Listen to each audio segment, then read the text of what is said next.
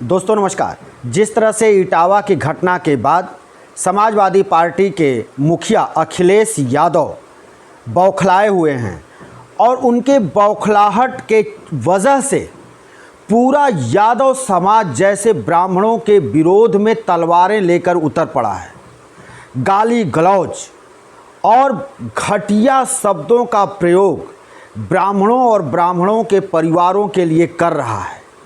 इससे साफ अब ये जाहिर हो गया है कि अखिलेश यादव और उनकी पार्टी समाजवादी पार्टी का आखिरी पिंडदान 2027 में यही ब्राह्मण समाज कर देगा और उसके बाद इस समाजवादी पार्टी का वही हाल होगा जो बहुजन समाज पार्टी का आज उत्तर प्रदेश में है।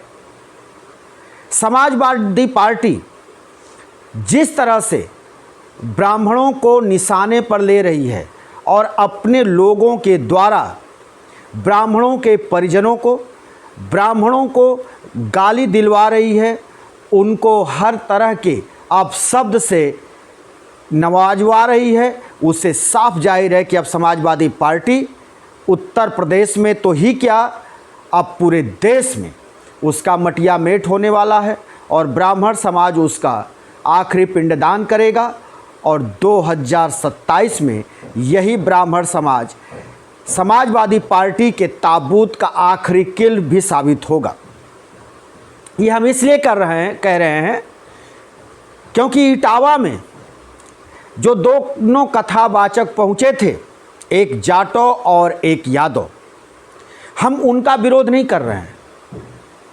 सिर्फ ये हम कहना चाहते हैं कि जाति छुपाकर कथा करना क्यों,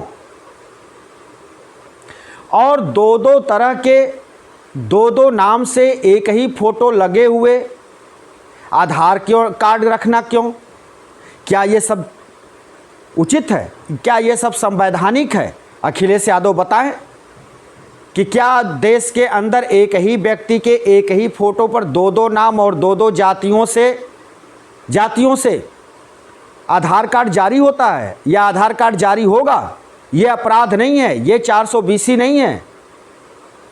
या फिर ठीक है कि वो महिला गलत कह रही है या सही कह रही है कि उसके साथ छेड़खानी हुआ, मामला जांच का है, अदालत का है। उसके पहले आप कौन होते हैं निर्णय लेने वाले और इस तरह से अपशब्द कहने वाले?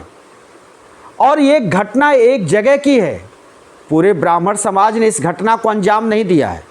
पूरे ब्राह्मण समाज ने पूरे देश के सारे यादवों का सिर नहीं मुड़वा दिया है, सबकी चुंडी नहीं काट दिया है, और न तो जाटों के साथ कोई बदतमीजी की है। तो फिर हर ब्राह्मण समाज को, फिर हर ब्राह्मण को, सबको गाली देने की ये प्रथा कैसे निकल आई? समाजवादी पार्टी मुखिया अखिलेश यादव को मैं सिर्फ यही कहना चाहता हूं कि इस तरह के तत्वों को रोक लो, और नहीं तो फिर 2027 में तैयार रहो, तुम्हारी पार्टी का आखिरी पिंडदान यही ब्राह्मण करेंगे।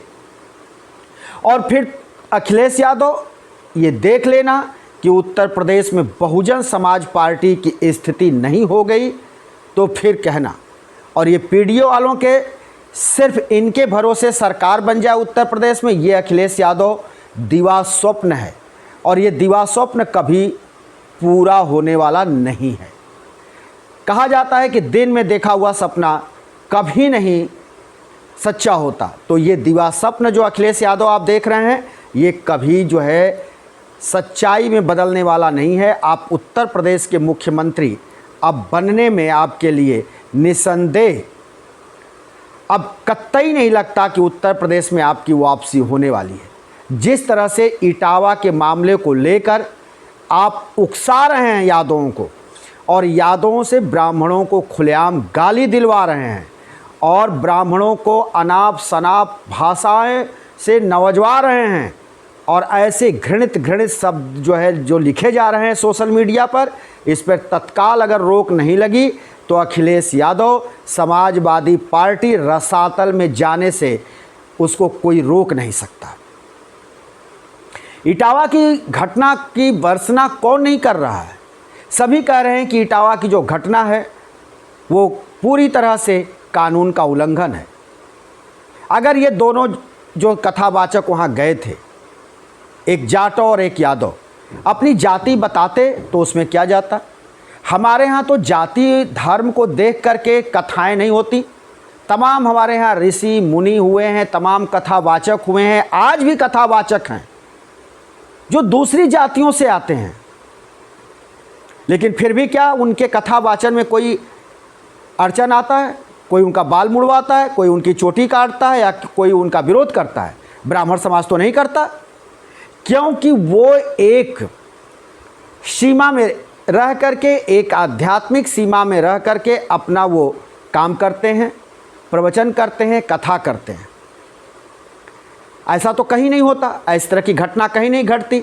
इटावा में ही क्यों घटी? यादव का वक्तव्य क्या आया? अखिलेश यादव लखनऊ में बुला करके उनको सम्मानित किया, हम इसका विरोध नहीं करते हैं, लेकिन अखिलेश यादव के इस कृत्य के बाद जिस तरह से पूरा यादव समाज, पूरा जो है पीडीए उतर आया है ब्राह्मणों के खिलाफ और ब्राह्मणों को अपशब्द कह रहा है, ब्राह्मणों को गाली दे रहा है, खुलेआम सोशल मीडिया पर गाली परोसी जा रही है, मारने की धमकी दी जा रही है, ब्राह्मणों के लिए ऐसे ऐसे शब्दों का प्रयोग किया जा रहा है जिसको कि हम यहाँ बता भी नहीं सकते। ये घोर आपत्तिजनक है। और शासन प्रशासन क्या कर रहा है? ऐसे आपत्तिजनक जो भाषा बोले जा रहे हैं सोशल मीडिया पर, उनके खिलाफ कार्रवाई क्यों नहीं हो रही है? तो इससे साफ जाहिर होता है कि मौजूदा केंद्र की और प्रदेश की भारतीय जनता पार्टी की सरकार जिसकी चल रही है, इस पार्टी को भी ब्राह्मणों के वोट की दरकार नहीं है और समाजवादी पार्टी को तो कतई नहीं है। यह अखिलेश यादव की भाषा और अखिलेश यादव की बोली से यह साबित हो गया है कि अखिलेश यादव को ब्राह्मणों का वोट नहीं चाहिए।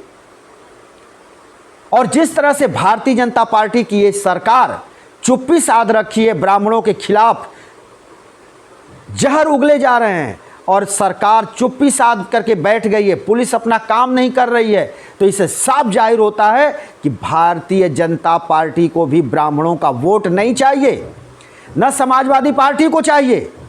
तो फिर ब्राह्मणों को कोई ना कोई एक विकल्प खोजना होगा कि हम किसके साथ जाएं। मैं एक ब्राह्मण होने के नाते इस पूरी घटना की भर्त्सना करता हूं। ये कतई नहीं माफ़ी योग्य है कि किसी का चुटिया काटा जाए, बाल काटा जाए और पेशाब उसके ऊपर छिड़का जाए। ये अगर कृत्य हुआ है तो जांच के दायरे में इसको लेकर के निष्पक्ष जांच हो और जांच करने के बाद दोषियों को सजा दी जाए, कड़ी से कड़ी सजा दी जाए। लेकिन अगर ऐसा नहीं है तो जो कथावाचक हैं उनकी भी जांच कराई जाए। अगर वो दोषी पाए जाते हैं तो उनके खिलाफ भी सख्त से सख्त कार्रवाई होनी चाहिए। और ये जितने जो है लफंगे लुच्चे जो इस तरह की हरकत कर रहे हैं, सोशल मीडिया पर ब्राह्मणों को खुलेआम गाली दे रहे हैं, उनके खिलाफ कार्रवाई होनी चाहिए। अगर कार्रवाई नहीं हुई तो योगी सरकार को भी ब्राह्मणों को चुनौती देना चाहिए और कहना चाहिए कि अगर आप आज नहीं कार्रवाई कर सकते तो मैं फिर आपको भी वोट देने वाला नहीं हूँ। अब ब्राह्मणों को एक नए विकल्प की तलाश करनी चाहिए। ये जग जाहिर है कि ब्राह्मण जब जिसके पास जाता है उसकी सरकार उत्तर प्रदेश में बनती है। कभी ब्राह्मण कांग्रेस के साथ हुआ करता था, कांग्रेस की सरकार चलती थी। ब्राह्मण सपा के साथ गया, सपा की सरकार आई। ब्राह्मण जब जब जो है बसपा के साथ गया तब तब बसपा की सरकार बनी है, मायावती मुख्यमंत्री बनी है। और जब जब ब्राह्मण जो है भारतीय जनता पार्टी की तरफ गया तब तक भाजपा की सरकार बनी है। लेकिन अब ब्राह्मणों को सोचना पड़ेगा कि भारतीय जनता पार्टी को भी उसके वोट की दरकार नहीं है और समाजवादी पार्टी के तरफ से जो इस समय गाली गलौज और बेहूदगी वाली भाषा बोली जा रही है, उससे निश्चित है कि समाजवादी पार्टी को भी ये वोट देना नहीं चाहिए। हमको फिर नए विकल्प तलाशने होंगे और ब्राह्मण समाज को भी आगे आकर के तमाम तरह से विरोध जताना चाहिए, FIR कराना चाहिए, इस तरह की हरकतें बंद होनी चाहिए। दोस्तों, हम फिर किसी दूसरे वीडियो को लेकर हाजिर होंगे। तब तक के लिए शिवमूर्ति दुबे को दीजिए इजाज़त।